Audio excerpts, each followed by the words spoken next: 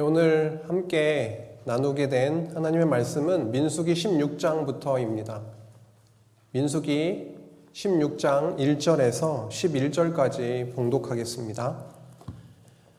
레위의 증손 고핫의 손자 이스라엘의 아들 고라와 루벤 자손 엘리압의 아들 다단과 아비람과 벨렛의 아들 온이 당을 짓고 이스라엘 자손 총회에서 택함을 받은 자 곧 회중 가운데에서 이름 있는 지휘관 250명과 함께 일어나서 모세를 거스르니라. 그들이 모여서 모세와 아론을 거슬러 그들에게 이르되 너희가 분수에 지나도다. 회중이 다 각각 거룩하고 여호와께서도 그들 중에 계시거늘 너희가 어찌하여 여호와의 총회 위에 스스로 높이느냐. 모세가 듣고 엎드렸다가 고라와 그의 모든 무리에게 말하여 이르되 아침에 여호와께서 자기에게 속한 자가 누구인지 거룩한 자가 누구인지 보이시고 그 사람을 자기에게 가까이 나오게 하시되 곧 그가 택하신 자를 자기에게 가까이 나오게 하시리니 이렇게 하라. 너 고라와 내 모든 무리는 향로를 가져다가 내일 여호와 앞에서 그 향로에 불을 담고 그 위에 향을 두라. 그때 여호와께서 택하신 자는 거룩하게 되리라. 레위 자손들아 너희가 너무 분수에 지나치느니라. 모세가 또 고라에게 이르되 너희 레위 자손들아 들으라. 이스라엘의 하나님이 이스라엘 회중에서 너희를 구별하여 자기에게 가까이 하게 하사 여호와의 성막에서 봉사하게 하시며 회중 앞에 서서 그들을 대신하여 섬기게 하심이 너희에게 작은 일이겠느냐. 하나님이 너와 내 모든 형제 레위 자손으로 너와 함께 가까이 오게 하셨거늘 너희가 오히려 제사장의 직분을 구하느냐. 이를 위하여 너와 너희의 무리가 다 모여서 여호와를 거스르는도다. 아론이 어떠한 사람이기에 너희가 그를 원망하느냐. 아멘. 성도님들 추석 연휴 잘 보내고 계십니까? 보고 싶었던 가족들과 함께 만나셨을 테죠. 그리고 맛있는 송편도 드셨겠죠? 오늘 이렇게 명절 연휴 기간에 수요 예배로 모이게 되었는데요. 이 예배를 통해 나누어지는 말씀이 우리 영혼을 살찌우고 그리고 우리의 마음을 힘있게 하는 참된 양식이 되길 바랍니다. 또한 하나님의 살아계심과 그가 베푸신 은혜를 누리는 시간 되시길 소망합니다.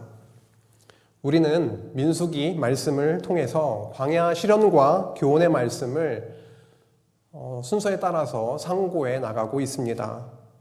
여호와께서는 하나님의 나라의 백성을 번창해 나가시는 과정에서 광야에 시련을 두셨습니다. 시련이라는 그 단어만 놓고 보면 참 부담스러울 수 있습니다. 이스라엘 자손의 그 죄악이 바닥까지 드러나고 그리고 징계받고 사죄의 은혜를 누리게 되는 이 시련의 과정은 뼈아프지만 여호와 하나님의 은혜를 누리는 복된 과정이었습니다. 광야에 이스라엘 자손을 두셨다라는 것은 여호와 하나님 없이는 살 수 없다는 것을 의미합니다. 내가 언약한 하나님의 나라의 백성을 나의 방법으로 이루겠다. 나의 나라는 나의 능력으로 세우겠다라고 하는 여호와 하나님의 강력한 의지를 보여주십니다. 여호와께서는 하나님 나라의 백성을 새롭게 번창시켜 나가시는데요.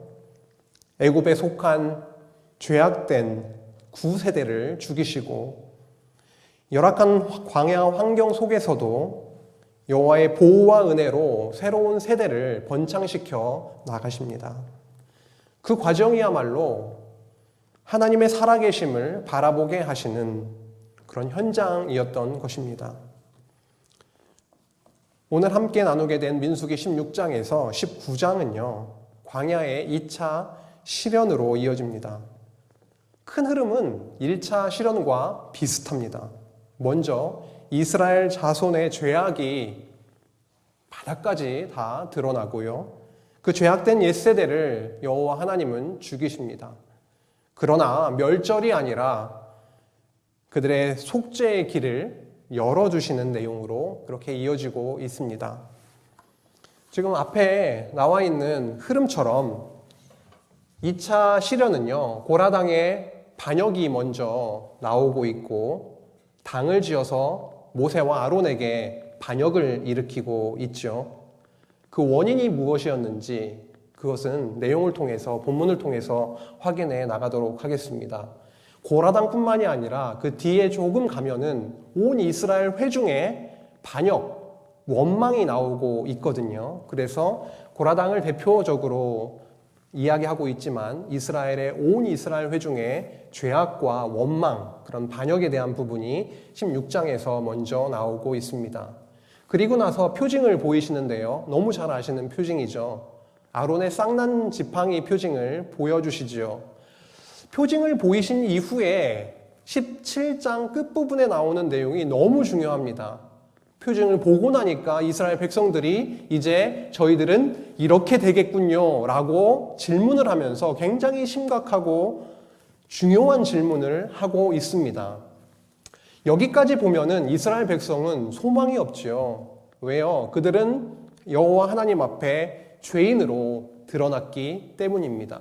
그들은 율법에 의하면 죽임 당할 수밖에 없는 자들로 드러난 것이죠. 저희들은 지금 광야 실현과 교훈의 과정을 통해서 자손을 번창시켜 나가시는 여호와 하나님의 섭리의 과정을 보고 있는데요. 제3절 광야 실현과 교훈의 내용 바로 전에는 시내산 언약 수립의 내용이 나왔습니다. 그렇죠. 출애굽기 19장에서 레위기서까지 시내산 언약 수립의 내용이 나왔는데요. 모세 율법을 먼저 주시고 나서 광야의 실현을 통해서 백성을 세대를 교체하시면서 번창케 하시는 내용이 나오고 있지요. 그러면 앞에 나왔던 시내산 언약을 먼저 두신 이유는 내가 앞으로 이어지는 역사 섭리의 과정에서 시내산 언약에 나와 있는 그러한 방법으로, 나만의 방법으로 앞으로 역사를 이끌어 나가겠다라고 하는 것인데요. 세대를 교체하는 과정에서도 그대로 적용이 되고 있습니다. 고라당과 이스라엘 백성들의 그런 죄악이 앞에서 드러난 이후에 그들에게는 소망이 없는가? 여기서 이스라엘 백성은 다 멸절되고 마는가? 라고 하는 심각한 질문이 저희들에게 생기는 것입니다. 그런데 놀랍게도 여호와 하나님은 18장에서 레위인의 규례를 설명하기 시작하십니다. 레위인만 나왔지만 본문에 들어가면 제사장과 레위인에게 맡겨진 직무에 대해서 말씀을 하고 있습니다. 어떠한 직무일까요? 그게 굉장히 중요하겠죠. 그 다음에 19장으로 넘어가면 백성들의 율례가 나오고 있는데요. 이 부분 역시도 이 고라당의 반역으로 인한 결과로 생긴 많은 죽음의 사건들, 많은 시체들이 생겼을 것입니다. 그 부정함을 깨끗게 하시는, 정결케 하시는 그 속죄의 율례를 주시는 것입니다. 이러한 흐름으로 오늘 진행이 되고 있습니다. 과연 2차 실현, 그리고 3차 실현, 또 앞서 있던 1차 실현, 그 실현의 과정을 통해서 여호와 하나님은 무엇을 말씀하고자 하시는지를 머릿속에 좀 염두에 두시면서 함께 살펴나갔으면 좋겠습니다. 민수기 16장은요, 당을 지어서 모세와 아론에게 반역하는 사건이 나오고 있지요. 그리고 나서 여호와 하나님의 징계가 내립니다. 그리고 속죄에 대한 내용이 이어지고 있습니다. 이는 마치 16장 한 장의 내용임에도 불구하고 어떤가요? 지금 느낌이. 여기에서 이스라엘 백성들의 죄악, 그리고 징계, 그리고 속죄의 내용이 나오고 있죠. 16장 한 장만 읽어도 앞으로 2차 실현이 어떠한 방향으로 진행되겠구나라고 하는 것을 축소해서 그렇게 보여주고 있는 느낌을 받을 수가 있습니다. 16장 1절에서 3절을 먼저 보시면 아까 봉독했던 말씀이기 때문에 다시 읽진 않겠는데요. 본문을 통해서 알 수가 있듯이 고라는 어느 지파 사람이었나요? 레위인이었습니다. 다단과 아비람 같은 경우에는 르우벤 지파 출신이었죠. 르우벤은 야곱의 장자이었죠. 그들이 당을 짓게 됩니다. 게다가 그들만으로 끝나는 것이 아니었죠. 회중이 뽑은 아주 영향력 있는 250명에 해당되는 지휘관들과 함께 당을 지어서 모세와 아론을 향하여 반역을 일으키게 됩니다. 그리고 그들이 모세와 아론을 향해서 다음과 같이 말했습니다. 3절에 나와 있는데요. 너희가 분수에 지나도다. 회중이 다 각각 거룩하고 여호와께서도 그들 중에 계시거늘 너희가 어찌하여 여호와의 총회 위에 스스로 높이느냐? 라고 질문을 하고 있습니다.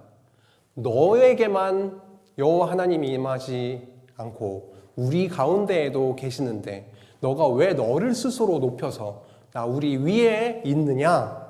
굉장히 못마땅한 그런 느낌을 받게 되죠. 13절에도 비슷한 말씀이 나옵니다. 어찌하여 스스로 우리 위에 왕이 되려고 하느냐라고 하는 것이죠. 이때 모세가 그들의 말을 듣고 엎드렸다라고 하는 말씀이 나오고 있죠. 엎드렸다. 어떤 느낌이 드십니까? 아, 이제 내가 할 수 있는 건 없구나. 여호와 하나님 앞에 엎드려 기도하고 주여 이 상황에서 어떻게 해야 됩니까? 기도하는 그런 모습이 나온 후에 7절에 이렇게 되어 있습니다. 레위 자손들아 너희가 너무 분수에 지나치느니라. 모세에게 그랬죠.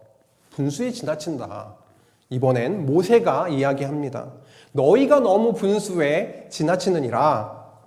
9절입니다.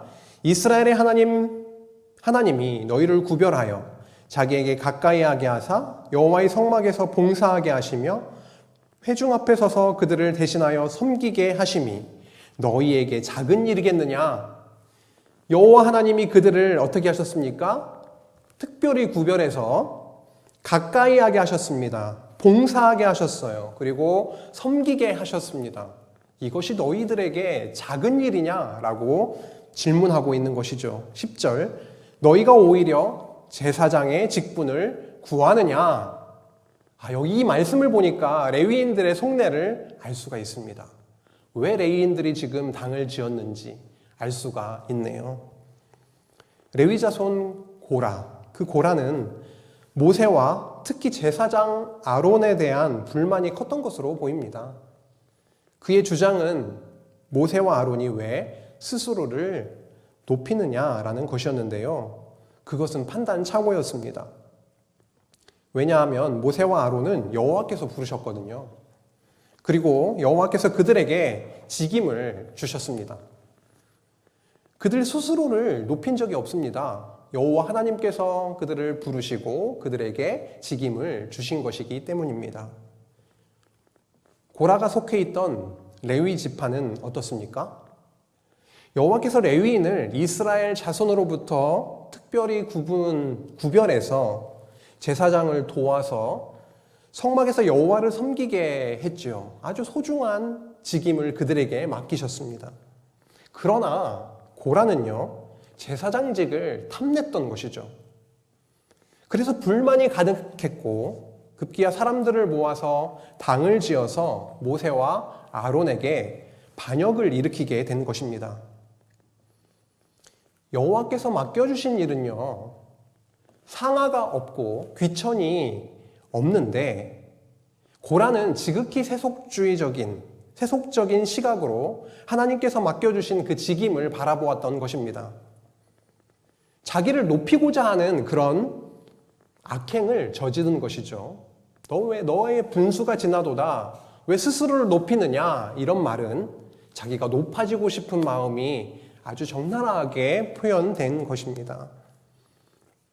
그러나 하나님께서는요, 제사장이든 레위인이든 똑같이 귀할 뿐입니다. 언약하신 제사장 나라를 세우시고 유지해 나가시는 데 있어서 어떤 사역이 너무도 중요합니까? 성막 사역이 너무도 중요합니다. 그 성막에서 봉사하는 직임을 가진 자들이 바로 제사장과 레위인이었던 것이죠. 여호와께서는 모세와 아론에게 반역한 그 고라와 다단과 아비람과 그 지휘관 250명을 어떻게 하셨을까요? 16장 31절에서 35절을 보시면은 반역한 고라당을 멸해버리시고 분양한 250명을 불로 살라버리시는 일이 벌어집니다. 31절에서 35절 말씀 보시겠습니다. 그가 이 모든 말을 마치자마자, 이 모든 말은 요약하면 여호와께서 너희들에게 새 일을 행할 것이다. 그래서 땅이 입을 벌려서 너희들을 멸해버릴 것이다 라고 하는 그 모든 말을 마치자마자 그들이 섰던 땅바닥이 갈라지니라. 땅이 그 입을 열어 그들과 그들의 집과 고라에게 속한 모든 사람과 그들의 재물을 삼킴해 그들과 그의 모든 재물이 산채로 스올에 빠지며 땅이 그 위에 덮이니 그들이 회중 가운데에서 망하니라. 여기 스올이라고 하는 것은 구약시대에 죽은 자들이 간다고 하는 지하 세계를 의미합니다. 유대인들의 세계관이 반영되어 있는 부분인데요. 나중에는 이게 지옥 이렇게 비슷하게 사용이 되긴 하는데 여기에서 스올이라고 스올에 빠지게 된다라고 표현을 하고 있네요. 34절 그 주위에 있는 온 이스라엘이 그들의 부르짖음을 듣고 도망하며 이르되 땅이 우리도 삼킬까 두렵다 그렇게 하였고 여호와께로부터 불이 나와서 분향하는 250명을 불살랐더라 라고 말씀하십니다. 여호와께서는 모세와 아론에게 반역을 일으켰던 고라와 다단과 아비람에게 속한 모든 사람과 재물을 땅이 갈라지게 해서 멸해버리셨습니다. 그리고 그들과 함께한 250명의 지휘관들도 불살라서 죽임 당하게 하셨습니다. 여호와께서는 제사장 엘르아살에게 명령해서 250개의 향로를 가져다가 두들겨서 철판을 만들라고 합니다. 그래서 그 철판을 제단에 두르게 했죠. 감싸게 했습니다. 이렇게 기념물을 만들게 함으로 아론 자손들 이외에는 어떠한 사람도 여호와 앞에 분향할 수 없다라는 것을 그렇게 깨닫고 가까이 오지 못하게 했던 것이죠. 제사장 직임은 스스로 세운 것이 아니라 여호와께서 세우신 직임임을 다시 확인시켜 주신 것이었습니다. 이런 놀라운 일, 두려운 일을 경험하게 된 것이죠. 그런데 말이죠. 그 다음 절에 보니까 이튿날이라고 하는 표현이 나오고 있죠.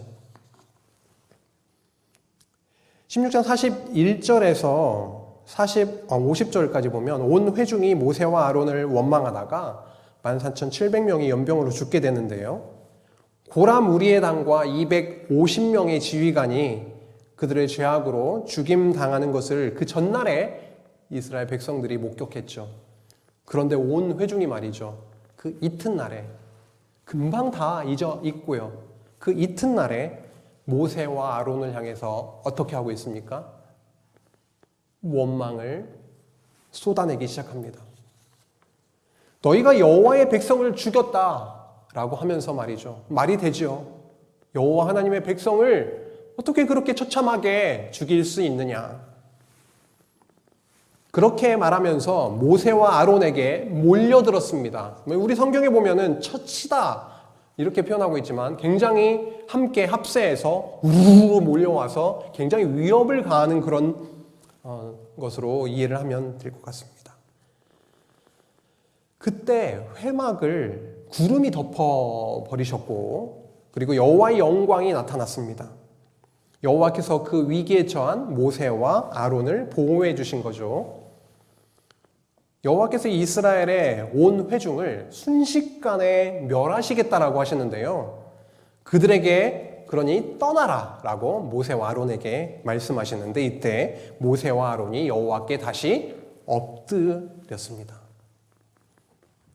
45절을 한번 보실까요? 너희는 모세와 아론이죠. 너희는 이 회중에게서 떠나라. 내가 순식간에 그들을 멸하려 하노라 하시매 그 두 사람이 엎드리니라. 이에 모세가 아론에게 이르되 너는 향로를 가져다가 제단의 불을 그것에 담고 그 위에 향을 피워가지고 급히 회중에게로 가서 여기서 중요한 내용이 나오는데요. 그들을 위하여 속죄하라. 여호와께서 진노하셨으므로 연병이 시작되었음이니라.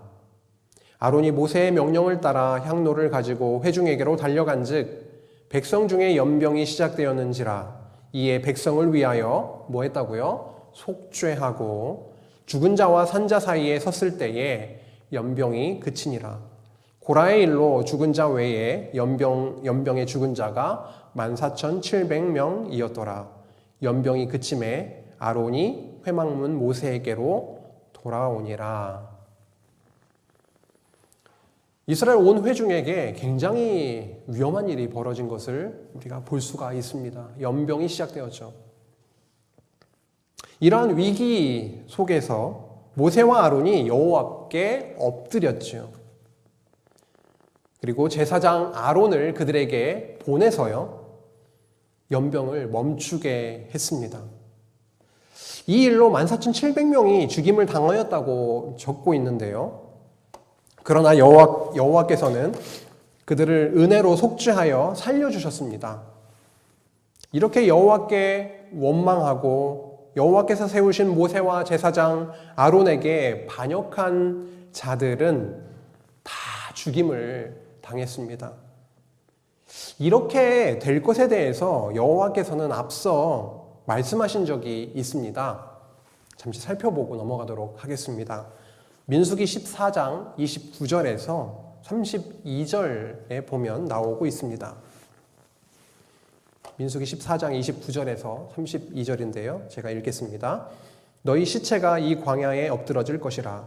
너희 중에서 20세 이상으로서 계수된 자, 곧 나를 원망한 자 전부가 여분네의 아들 갈렙과 눈의 아들 여호수아 외에는 내가 맹세하여 너희에게 살게 하리라 한 땅에 결단코 들어가지 못하리라.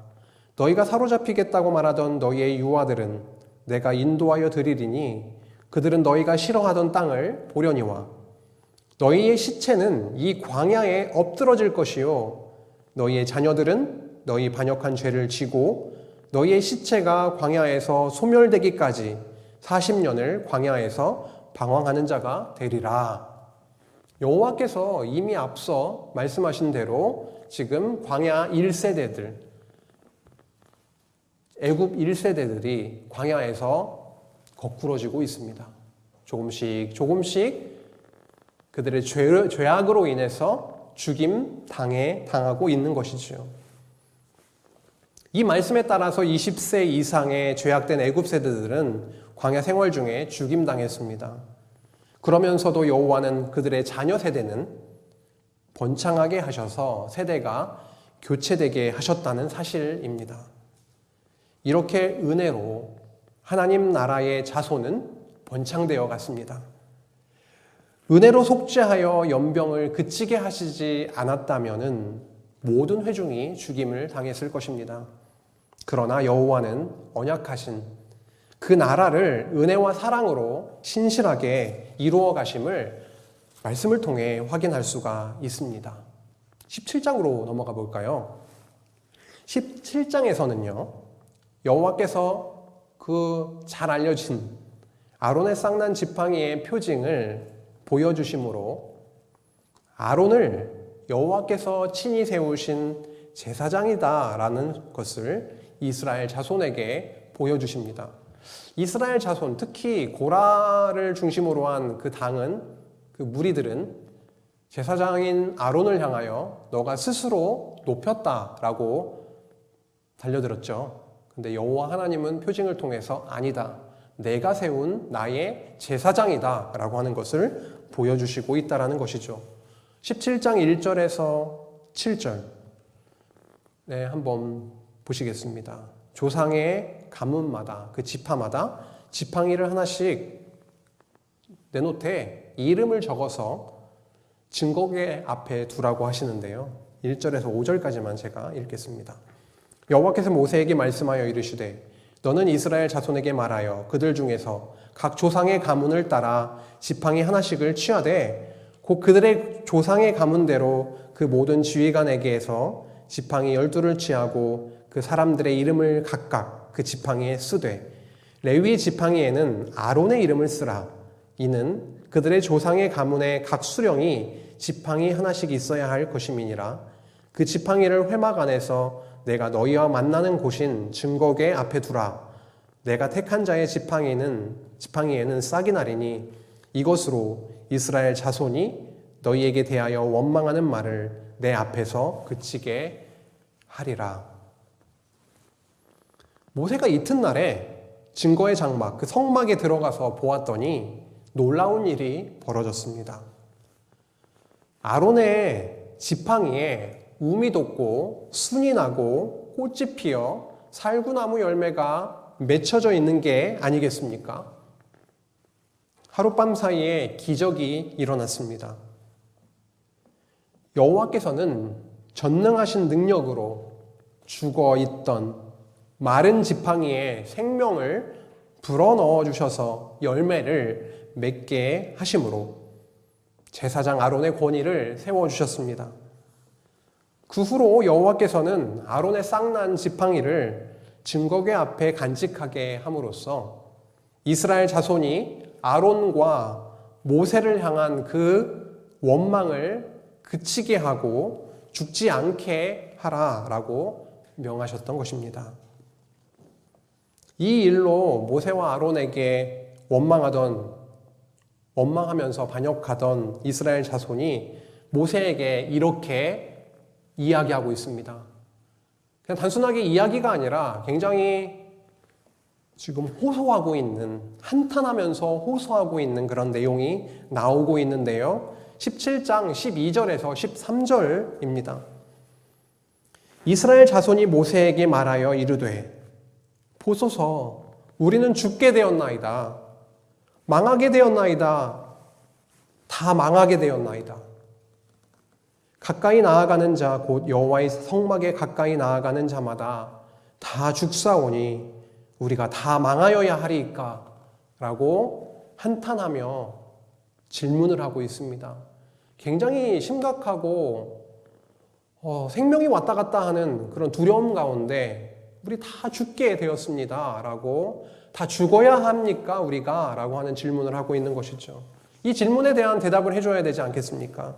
하나님은 어떠한 방식으로 어떠한 내용으로 이 질문에 대한 답을 해나가시는지 아까도 말씀드렸지만 18장과 19장을 통해서 그 해답을 얻게 됩니다. 그렇습니다.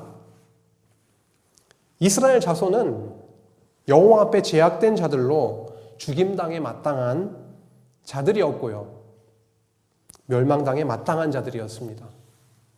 그런데 이스라엘 자손의 이러한 심각한 질문에 이어서 18장에는요. 제사장과 레위인의 직무와 그들이 받게 되는 양식에 대해서 소개를 해주고 있어요.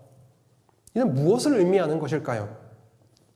왜 갑자기 제사장과 레위인의 직무에 대해서 이야기를 꺼내놓고 있는 것일까요? 18장 내용을 쭉 보아 나갈 텐데요. 우선 앞서 문제가 되었던 게 있죠. 레위인들이 제사장 아론에게 반역을 일으켰습니다. 제사장 직분을 탐냈다고 얘기를 하고 있지요.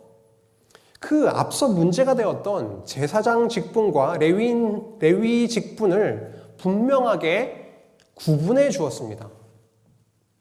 두 직임이 감당하는 직무를 분명히 밝혀주시면서 명백하게 선을 그어주시는 것이었습니다. 여호와께서는 이스라엘 자손 중에서 레위 지파를 구별하셨죠. 구별하셨는데 더 특별히 아론을 제사장으로 구별하여 세우셨다라는 것이죠.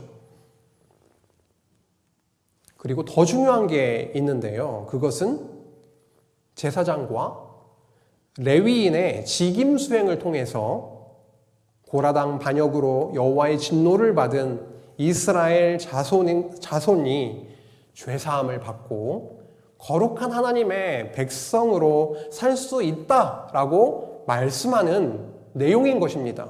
이게 18장에 나오는 내용입니다. 18장 1절에서 7절 말씀 한번 보시겠습니다. 아론과 아들들과 그 조상의 가문이 성소와 제사장 직분에 대해서 죄를 감당하라고 하는 말씀인데요. 쭉 읽겠습니다. 1절에서 7절입니다. 여호와께서 아론에게 이르시되 너와 내 아들들과 내 조상의 가문은 성소에 대한 죄를 함께 담당할 것이요 성소에 대한 죄를 담당한다라고 합니다. 성소와 관련되어 있는 많은 규례가 있는데 그것을 지키지 못했을 때의 그 죄를 감당하라는 말씀이고요. 너와 내 아들들은 너희의 제사장 직분에 대한 죄를 함께 담당할 것이라. 제사장 직분과 관계되어 있는 규례가 어겨졌을 때 그때 또 감당해야 된다라는 말씀인데요. 2절 너는 내 형제 레위 지파 곧 내 조상의 지파를 데려다가 너와 함께 있게 하여 너와 내 아들들이 증거의 장막 앞에 있을 때에 그들이 너를 돕게 하라. 레위인은 내 직무와 장막의 모든 직무를 지키려니와. 장막의 모든 직무를 함께 제사장과 레위인들이 감당을 하는 건 맞습니다. 그런데 성소의 기구와 제단에는 가까이 하지 못하리니 두렵건대 그들과 너희가 죽을까 하노라. 3절에 의하면 레위인은 성소의 기구를 만질 수 없습니다. 그리고요, 제단에 가까이 갈 수가 없습니다. 이 직무는 제사장만 할 수가 있는 것이죠. 굉장히 분명하게 구분을 지어주고 있습니다. 4절 레위인은 너와 합동하여 장막의 모든 일과 회막의 직무를 다 할 것이요 다른 사람은 너희에게 가까이 하지 못할 것이라. 이와 같이 너희는 성소의 직무와 제단의 직무를 다하라. 그리하면 여호와의 진노가 다시는 이스라엘 자손에게 미치지 아니하리라. 보라, 내가 이스라엘 자손 중에서 너희의 형제 레위인을 택하여 내게 돌리고 너희에게 선물로 주어 회막의 일을 하게 하였나니 너와 내 아들들은 제단과 휘장 안의 모든 일에 대하여 제사장의 직분을 지켜 섬기라. 내가 제사장의 직분을 너희에게 선물로 주었은즉 거기 가까이 하는 외인은 죽임을 당할지니라. 이 내용에 이어서 여호와께서는 제사장에게 주시는 그 영구한 목, 그 음식을 말씀하고 있습니다. 소제라던가 속건제, 속건제물, 속죄죄, 속건제물, 거제물, 모든 요제물이 제사장의 몫으로 그렇게 주어졌습니다. 그리고 이스라엘 자손이 여호와께 드리는 첫 소산물이 있지 않습니까? 그것도 제사장에게 몫으로 음식으로 주어졌습니다. 그리고 사람이나 짐승이나 할 것 없이 생물이 처음 태어나는 게 있을 텐데요. 그것을 여호와께 드리게 되는데 이 또한 제사장의 몫이 되었습니다. 그러나 예외가 있습니다. 17절에 보면은요. 18장 17절에서 20절에 보면 특히 17절에 보시면 오직 처음 태어난 소나 처음 태어난 양이나 처음 태어난 염소는 대속하지 말지니 그것들은 거룩한즉 그 피는 제단에 뿌리고 그 기름은 불살라 여호와께 향기로운 화제로 드릴 것이며 라고 쭉 나오고 있고요. 19절에 보면 영원한 소금 언약이다. 이것은 변하지 않는 내가 준 언약이고 앞으로 계속 영구히 유효한 언약이다 라고 하는 영원한 소금 언약을 말씀하시면서 20절에 여호와께서 또 아론에게 이르시되 너는 이스라엘 자손의 땅에 기업도 없겠고 그들 중에 아무 분깃도 없을 것이나 내가 이스라엘 자손 중에 내 분깃이요 내 기업이니라. 놀라운 말씀을 하고 있습니다. 그들은 땅을 분깃으로 받고 그러지 않지만 여호와 하나님이 그들의 분깃이고 기업이라고 말씀하고 있습니다. 제사장의 분깃과 기업은 누구라고요? 여호와 하나님이라고 말씀을 하고 있는 것이죠. 우리를 거룩한 왕 같은 제사장으로 삼으셔서 하나님의 나라의 백성으로 불러주셨는데요. 저희의 분깃은 그러면 누가 되는 것이죠? 하나님의 아들의 연합된 저희들이기 때문에 그리고 그 아들은 하나님으로부터 모든 것을 다 상속받고 누릴 수 있는 분이시기 때문에 우리는 왕 같은 제사장으로 여호와 하나님께서 통치하시는 그 영원한 하나님의 나라를 분깃으로 받을 수 있는 그런 자임에 분명합니다. 그리고 여호와께서는 레위인에게 그 주어지는 몫을 추가로 얘기합니다. 제사장에게만 몫을 주는 것이 아니라 레위인에게도 분명히 주신다라고 하는 거죠. 그것은 이스라엘 자손이 여호와께 드리는 11조, 그 11조만큼은 레위인에게 주셨습니다. 이렇게 여호와께서는 제사장과 레위인에게 먹을 양식을 몫으로 주셔서 왜 주셨을까요? 그들에게 몫으로 주신 그 양식이 있어야 무엇가 잘 진행이 되겠습니까? 성소의 직무, 그 성막에서 드려지는 제사의 직무가 문제없이 잘 되어질 수 있도록 그들의 먹을 음식, 그들의 먹을 양식을 여호와 하나님께서 내가 너희의 분깃이 되어서 기업이 되어서 책임지시겠다라고 하는 것이죠. 그만큼 내가 세운 모세의 언약을 세웠는데 그대로 내가 성막 제사를 그 사역을 정상적으로 진행되게 해서 너희를 사하여 내 백성 삼겠다라고 하는 아주 강력한 하나님의 의지를 볼 수가 있습니다. 그래서 중요한 게 17절이었던 거예요. 모든 것을 다 어떻게 해요? 그들에게 준 것이 아니라 여호와 하나님 앞에 죄인들이 처음 태어난 소와 양과 염소를 가지고 와서 성막에서 제사를 드릴 수 있도록 모든 것들을 다 그들에게 준 것은 아니었다라고 하는 그 부분도 굉장히 중요하게 다가옵니다. 이렇게 여호와께서 제사장과 레위인에게 먹을 양식을 몫으로 주셔서 성막제사 직무가 잘 수행되게 해나가시는데요.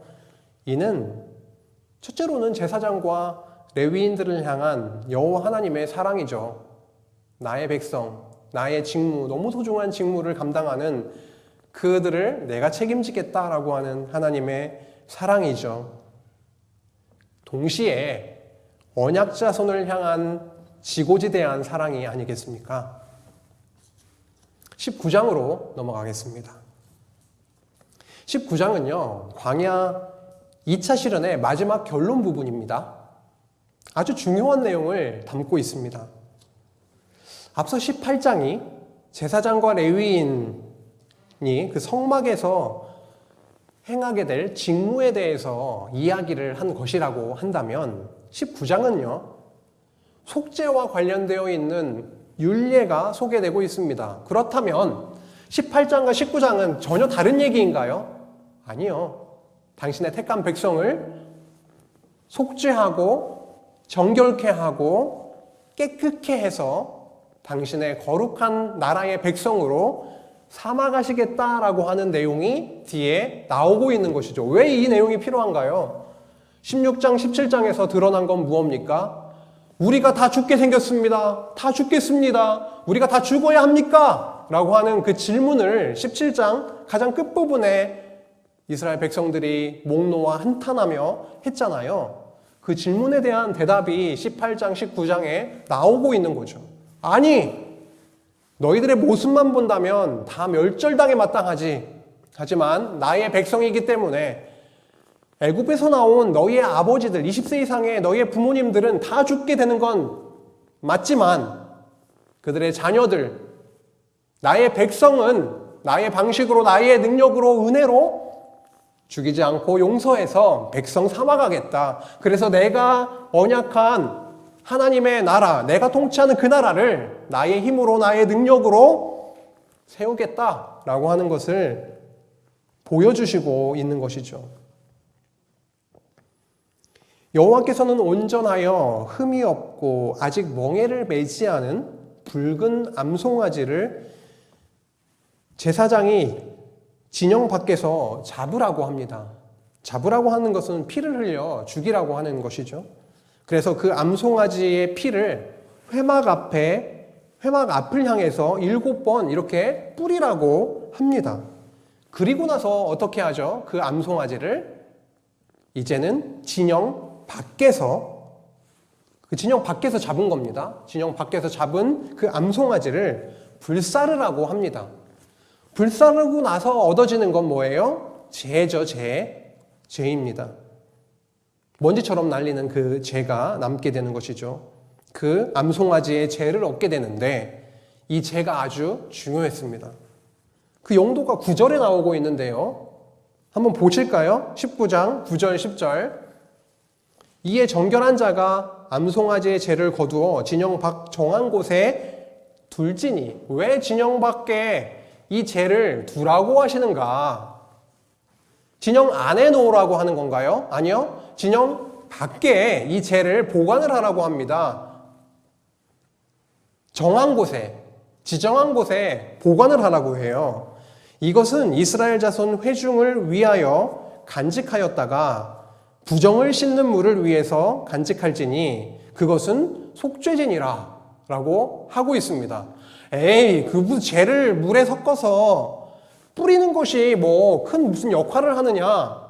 아니요. 여호와 하나님은 그 죄를 물에 타서 그거를 부정한 자에게 뿌리게 되면 내가 속죄해 주겠다라고 하시는 겁니다. 여호와께서는 이렇게 여호와께서 암송아지의 그 죄를 준비하게 하신 이유는 뭘까요? 지금 여기에서 쭉 흐름을 보면은요, 고라당의 반역 사건에도 보면은 이스라엘 모든 회중이 다 죽임을 당할 위기에 처했었지만 그 중에 14,700명이 죽임을 당하는 사건이 이제 이 과정에서 나오고 있었죠. 이런 사건들을 통해서 죽임을 당한 자들이 그들 곳곳에, 진영 곳곳에 생겼을 것이라는 겁니다. 원하지 않게 내 옆에서 죽을 수도 있고요. 원하지 않게 나의 장막, 내가 거하는 장막 안에 갑자기 죽임을 당하는 자가 생길 수 있습니다. 연병 때문에요. 그런 자들을 정결하게 해야 되는 것입니다. 그들을 직간접적으로 만졌거나 아니면 같은 장막 안에 있었다거나 아니면 그 위에 뚜껑이 열려있는 그릇이 있었다거나 했을 때 정결하지 못하기 때문에 내가 명령하는 방법으로 그 깨끗하게 하는 그 물로 뿌려서 정결케 하라라고 하는 것이죠.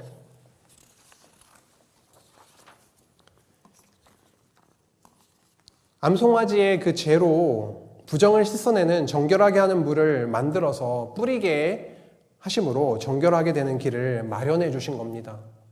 이스라엘 백성들이 그들의 방법으로 도저히 정결하게 될 수 없지만 여호와 하나님의 방법으로 정결하게 될 수 있는 그 길을 열어주신 거죠. 오늘 민수기 16장, 17장, 18장, 19장을 통해서 한번 살펴본, 상고해본 그 말씀을 한번 머리에 좀 떠올려 보시겠습니까? 오늘 광야 2차 실현의 핵심은 무엇이었죠? 어떤 키워드들, 중요한 단어들이 있었습니까? 한번 말씀해 보실까요? 여기 지금 우리 성도님들 나와 계신데요. 오늘 생각나는 중요한 키워드들 한번 말씀해 보실까요? 이 중에 하나씩만이라도 적어 볼까요? 어떤 게 있을까요? 한번 불러 보실래요? 뭐가 있었죠? 예? 제사장이 나왔습니다. 레위인, 제사장. 여기 지금 뭐 제사장도 있었고요. 중요합니다. 제사장도 있었고요. 여기에 레위인도 같이 등장이 되고 있었죠. 그 제사장과 레위인의 직무에 대해서 여기에 나오고 있었습니다. 또 뭐가 있을까요? 표징 이 부분에서는 뭐가 있었을까요? 그렇죠. 아론의 쌍난 지팡이가 나왔었죠. 아론의 쌍난 지팡이. 이게 왜 중요하죠? 아론의 쌍난 지팡이가? 교회 학교 우리 초등부 친구들과 제가 함께하고 있는데요. 아론의 쌍난 지팡이 너무도 놀라운 일이에요. 이 사건 자체를 전달하는 것도 의미가 있겠지만 이 아론의 쌍난 지팡이 표징을 통해서 결국 드러내고자 하시는 것은 내가 제사장 아론을 세웠다 라고 하는 것을 말씀하시면서 이 뒤에 백성들이 자기의 죄악을 고백하면서 이제 죽게 됐는데 어떻게 됩니까? 라고 하는 질문을 이 뒤에 하고 있었다라고 하는 것이죠. 이 뒤에 나오는 그 질문이 너무도 중요했고요. 고라당의 반역 이 부분에서 뭐 기억나는 게 있으십니까? 뭐 연병이 있었나요? 네, 여기서 연병이 있었고요. 그래서 14,700명이 죽게 되고, 그렇죠? 뭐 땅이 입을 벌리는 사건이라던가, 그래서 하나님의 심판, 그러나 모든 자들이 다 죽게 되는 것이 아니라 오히려 여기에서 연병이 그치게 되는 속죄 부분이 나오고 있었습니다. 백성들의 율례 부분에서는 어떠한 내용이 나왔었죠?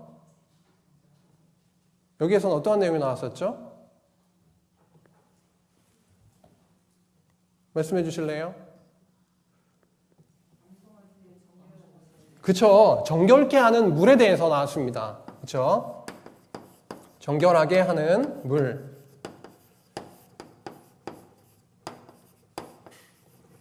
결국은 여호와 하나님께서 그들은 너무도 죽어마땅한 연병으로 다 쓸어버려도, 다 죽임당해도 뭐 할 말 없는 그들의 죄인임에 분명합니다. 하지만 속죄해 주셨다라고 하는 것이죠.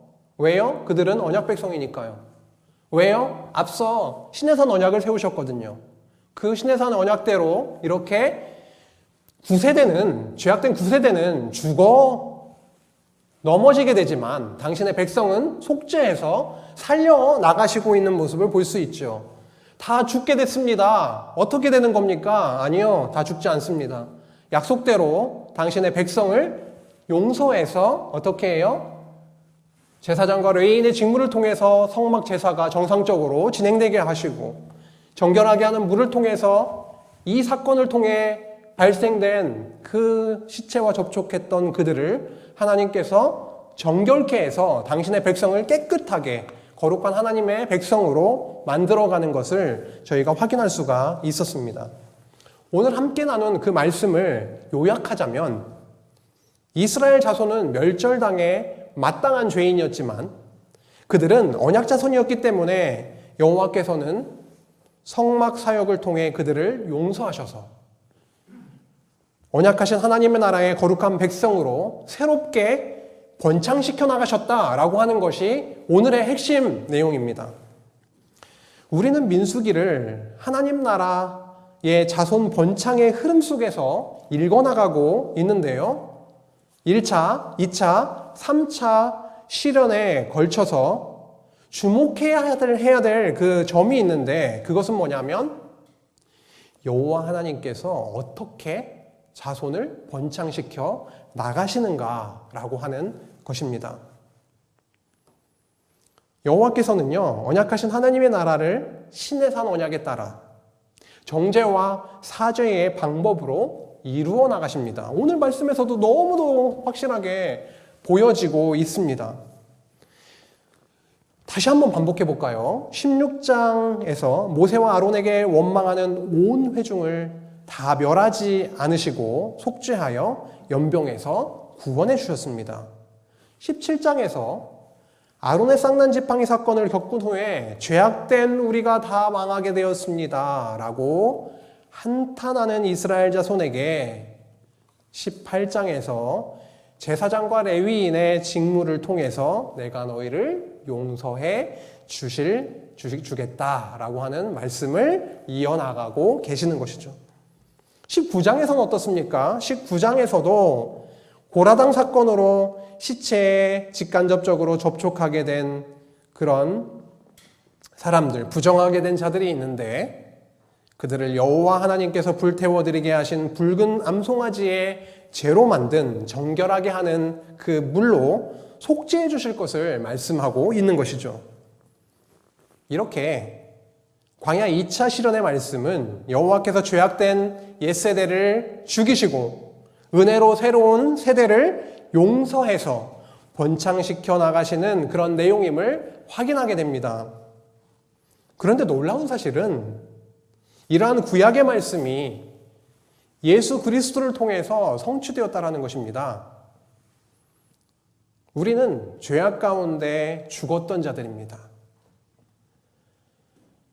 그러나 여호와께서는 그리스도를 19장에서 진영 밖으로 끌어내어져서 죽었던, 죽임당했던 그 붉은 암송아지로 예수 그리스도를 이 땅에 보내셔서 택하신 백성의 죄를 사하시고 정결하게 해주셨다라는 사실입니다. 이에 대해서 히브리서 13장 11절에서 13절이 말씀하고 있는데요. 읽겠습니다. 죄를 위한 짐승의 피는 대제사장이 가지고 성소에 들어가고 그 육체는 영문 밖에서 불사름이라. 그러므로 예수도 자기 피로써 백성을 거룩하게 하려고 성문 밖에서 고난을 받으셨느니라. 그런즉 우리도 그의 치욕을 짊어지고 영문 밖으로 그에게 나아가자. 우리는 어떻게 하나님의 나라의 백성이 되었나요? 예수 그리스도의 철저하신 섬김으로 가능해졌습니다. 영문 밖이라고 표현을 하고 있는데, 영문 밖, 예루살렘 성문 밖, 오물처리장이 있었던 골고다 언덕에서 십자가에 못 박혀 피 흘려 죽기까지 고난 당하심으로 우리는 하나님 나라의 백성, 그 거룩한 백성, 성도가 되었습니다. 여호와께서 언약하신 하나님의 나라는 이 세상과 바꿀 수 없는 하나님의 대가지불을 통해서 이루어졌습니다. 하나님의 아들 독생자 예수 그리스도를 이 땅에 보내시고 죽게 하심으로 그 값을 치르신 것이죠. 우리는 그 나라에서 그리스도와 더불어 하나님의 아들로 살아가게 되었습니다. 그 놀라운 일을 언약에 신실하셔서 은혜와 사랑으로 성취하신 그 여호와 하나님의 은혜를 감사하며 남은 한 주도 승리하시길 간절히 소망합니다. 아멘. 기도하시겠습니다. 하나님 아버지 감사합니다. 추석 명절 가운데 저희들 수요 예배로 모였습니다. 하나님, 저희들이 어디에 있든지 하나님이 베풀어 주신 그 놀라우신 은혜를 망각하지 아니하고 주신 자리에서 제사장으로, 레위인으로 주신 그 직임을 감당하는 것이 너무도 아름다운 일인 것처럼 정말 저희들에게 맡겨주신 그 일을 기쁨으로 잘 감당해 나가는 저희들 모든 성도님들이 될 수 있도록 주님 인도해 주시기를 간절히 원합니다. 감사드리며 예수님의 이름으로 기도했습니다. 아멘.